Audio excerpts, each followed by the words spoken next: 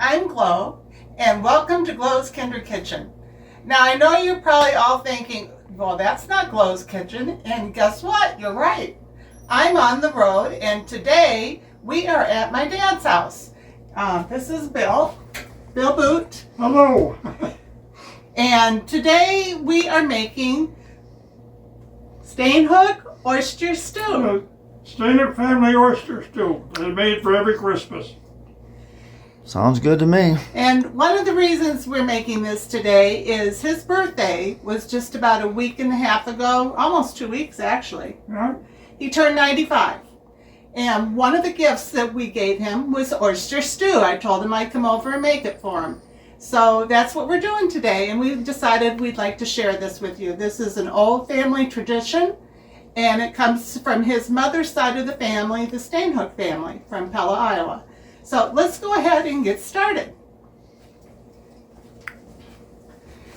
So what we have here is just a average size pot that we're going to be using for the stew. And this is a very easy recipe.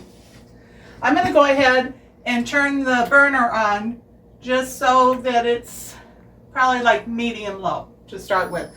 The goal here is not to boil your milk. If you boil your milk, you ruin it. Yeah. So the first thing we're going to do today is we're going to take a half a stick of butter, which is 1/4 cup, and we're going to melt that in this pot.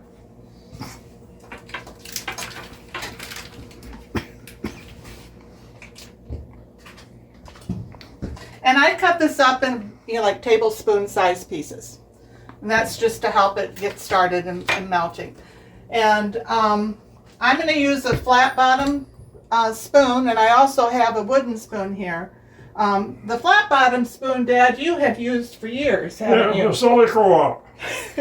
And the Sully Co-op is a small town that's right by Pella, Iowa. It's in Sully, Iowa, yeah. Farmers Co-op. And he grew up on a farm in Sully, just outside of Pella. And he spent all of his childhood years there. And you even went to high school, but in town in Pella, right? I went to Pella for high school. So we're going to go ahead and let this start to melt. And along with this, once this melts in here, we're going to be adding in these oysters. They're fresh oysters, and this is 10 fluid ounces of oysters. Just picked them up. Yep. Look how nice those are. They're nice big ones. The frying size. Yep. So while this is starting to melt, Dad, do you want to tell us a little bit about this and how you, your family, and when you made this? Yeah, I become familiar with it when I was just a little kid. Because all the Steenhoek family would get together for Christmas in town at the grandparents' house.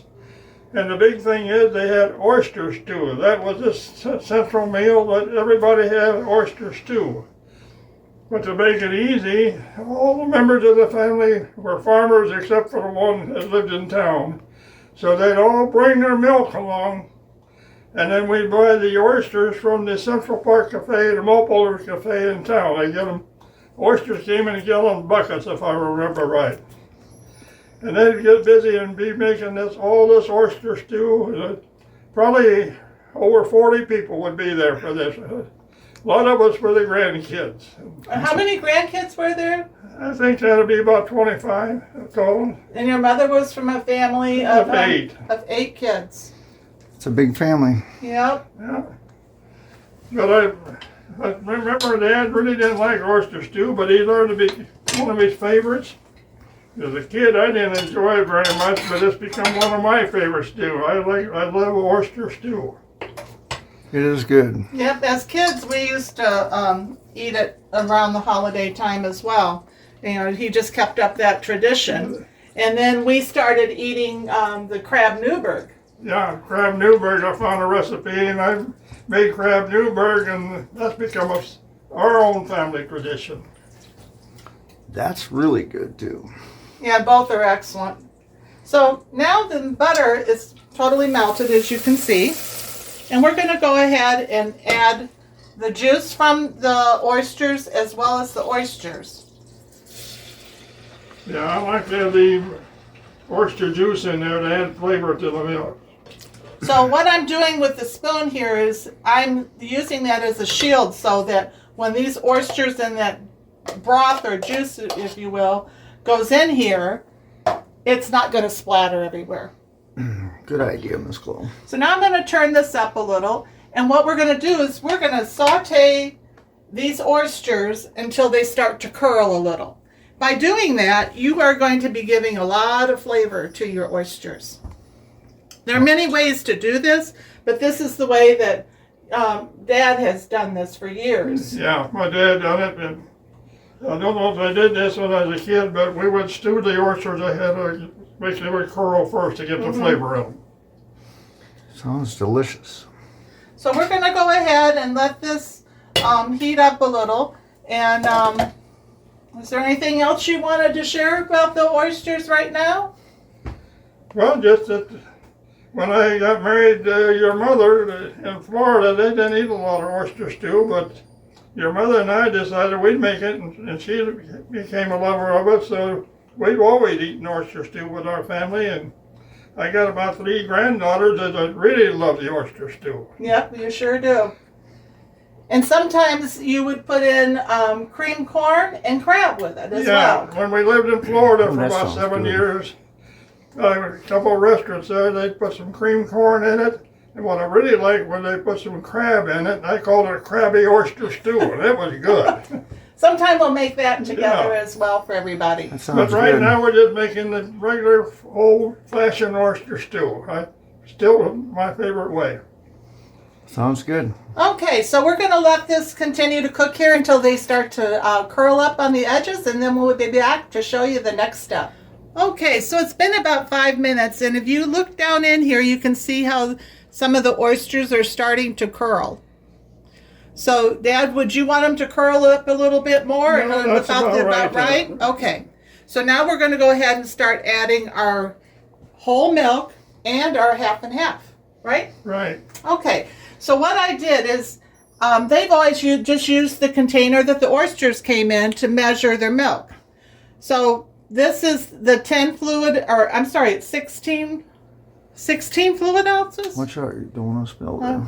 Oh, it's 16 fluid ounces. I had said wrong. Oh, So I'm going to go ahead and turn this down because what we don't want is this milk to boil. And as you can see, this pot got pretty hot here. His burner cooks kind of hot like ours at my house.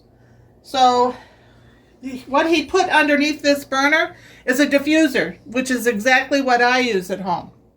So it quit boiling, so we're going to go ahead and start adding this milk in slowly.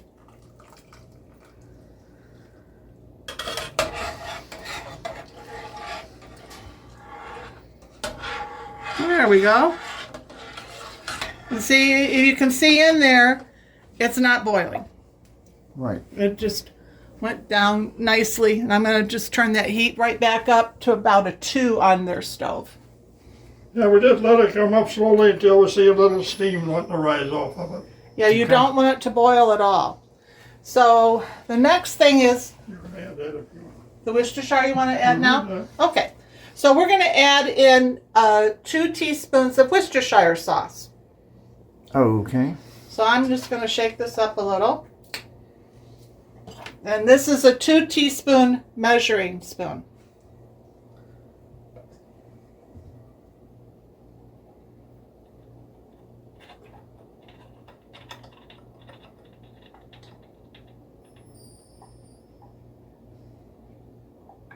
There we go. So I'm going to go ahead and put that in.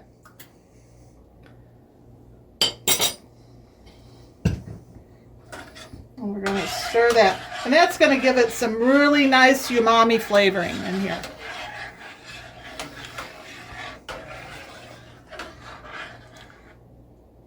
So you ready for me to put in the half and half? Yeah, half and Okay. half. So in the half and half is just, you want to put That's like enough. half? Yeah, And then you want to do the other half as whole milk? whole milk. Okay, let me get the whole milk out again.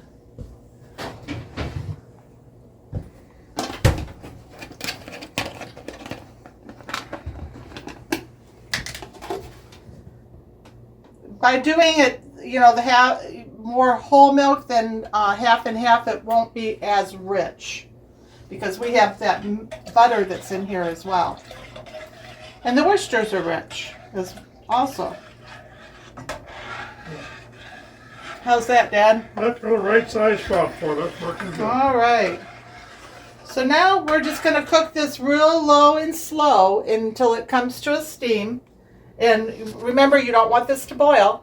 And we're going to let it steam for a while. And then we're going to let this cool overnight. We're going to put a little black pepper in it as well. So after it comes to a steam, we'll be back to show you. And then we'll go on to the next step. Okay. So our delicious Steenhoek family stew is just about ready to be turned off. It's starting to steam a little, but my dad wanted to introduce our Betty Lou as well. So I want to introduce my wife, Betty Lou. She's a big part of this deal here. Just to let you know that we've lived in Hendersonville, North Carolina for about 35 years. We both lost our spouses. We came down here and we met through family and friends and neighbors. We decided we'd enjoy life together. And next Labor Day, we'll be married 25 years. So we've been enjoying life together. We live here in a 3-bedroom apartment. It's part of a big building with 125 apartments in it, where we are fed our own food every day, and it's all furnished to us. So do our laundry, do our cleaning. We can get our haircuts here, our hairdos, exercise, play games. Everything is here that we need. I just want you to know that Betty Lou is part of all this. And Gloria and Dick have been here about 20 years now. a little over 20 years. Yep. This is home for us. We love Hendersonville. So, So now we're in the steaming phase, eh? yep, we sure are. And it's been, this move here to your apartment has been a great move for you guys. And it was, it has been. They were in a big house, and it was just time for them to downsize. And you guys have been here, what, 8 years? It's been 8 years. Yeah, long time. Time flies. Yep, it doesn't seem like 8 years. Life has become very easy here. Yep. So anyway, we're going to go ahead and turn this off. It's steaming. And this is going to, after it cools, we're going to put it in the refrigerator. And then tomorrow, we're going to come back and Dad's going to sample it for us. And at that point, he's going to talk a little bit more about his life as a child. He actually went to a one-room school. And I'm going to have him tell you a little bit about that as well. So anyway, we'll be back tomorrow. See you tomorrow. Well, welcome back. It's been about 24 hours and our soup is all done. And we had it sitting in the refrigerator, for about 24 hours. And then we reheated it to have for dinner. And just look how delicious this is. Looks good. We'll get some of the oysters out of there. There's one. There we go. They're hiding in the bottom. Yep.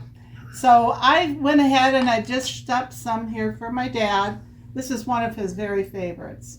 So, Dad, do you want to go ahead and sample it and tell us what you think of it? Right. Well, you were talking there. I took a sample, and it's good. It's delicious. You got just right. It's got the good flavors. I put some salt and pepper in it, and the crackers, and I'm ready to eat it. So you got the oyster crackers going with it too. Yeah. He's loaded up there. I might say this is a huge surprise to me, because this started out real simple. And I got a big thank you to say to Gloria and Dick, because they were just going to have me oyster stew for just to eat here. I didn't know I was going to be on YouTube and all that, so this is a huge surprise. And I really want to thank the two of you for this, to surprise me like this. But it's even further than that, because this goes back a little bit, because I enjoy this now. All the time my heart wasn't working good. I got to go back about 3 years. And it was getting bad enough that Betty Lou had checked to see what it was. She said there was a special surgery they could do. So she went online and checked it all out. And the next thing I knew, she called Charlotte to the heart clinic and vascular clinic there. And she made a phone call and she got me in with a top cardiologist there. And it was on my 92nd birthday, by the way. And I had to go in by a wheelchair to get in there, and there was trouble getting me off of the tables and everything. They take all the x-rays, and they got through those special x-rays, and 30 minutes later I was in the office with the doctor. And he pulled up the pictures, and the first thing he showed me was the valve of my heart, the aortic valve, was completely diseased. It wasn't closing good or opening good. And he said, "You are in cardiac failure right here." And so he went to work and arranged for a surgeon. We met with him about a week and a half later. And from there, we had an appointment for surgery on February the 28th. It's very rapid. But I went down to Charlotte for that. And by the way, it's only a 2-hour drive from here to do it. But I went in one day, the surgery mid-morning. They kept me overnight, and of course during the night they kept good track of me, checking all my vitals and everything. Ate a dinner that night, ate breakfast the next morning. Doctor came in a little before noon and examined me. He said, "You can go home." And would you know, I went home and I went in with a wheelchair and came home and walked back to the apartment on my own. I had no pain or discomfort or anything. And there's a new aortic heart valve, and they kept track of it. And just a few months ago, they checked my heart out good, and the EKG and everything came out top notch. They said it's just excellent, can't find anything wrong. I don't have any murmurs or anything. They said I got a very normal functioning heart. And so that's why I'm so happy to be sitting there. You come from a wheelchair to this and enjoying dinner again. So I got a lot to thank Gloria and Dick for. Thank you. Well, You're we have a lot welcome. to thank you for. For a great life, and we were just so glad because after his surgery, it was almost instant that his color changed. He had horrible color before they changed out his heart valve, and it's just been a real blessing. So yeah, thank you very much. I'm just glad you're feeling better. I'm feeling much better. I'm enjoying life again, and I haven't had a normal functioning heart in years.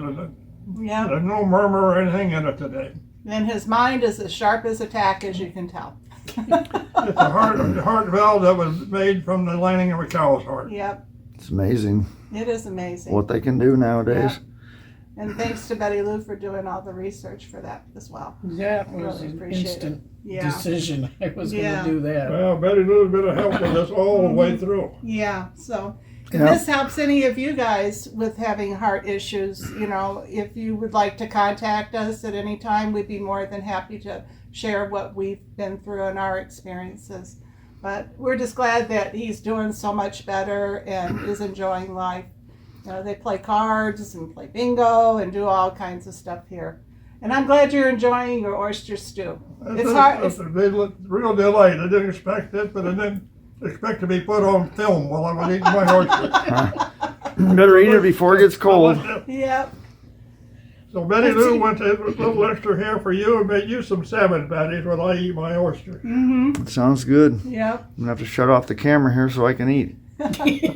So anyway, I'd like to thank everybody for joining us today and for continuing to support our channel. We really appreciate it. If you've enjoyed this today and you have not subscribed to our channel yet, please consider to do that. Give me a like, thumbs up, and share with your friends and family. Again, thank you for your time. And thank you. Thank you. Okay.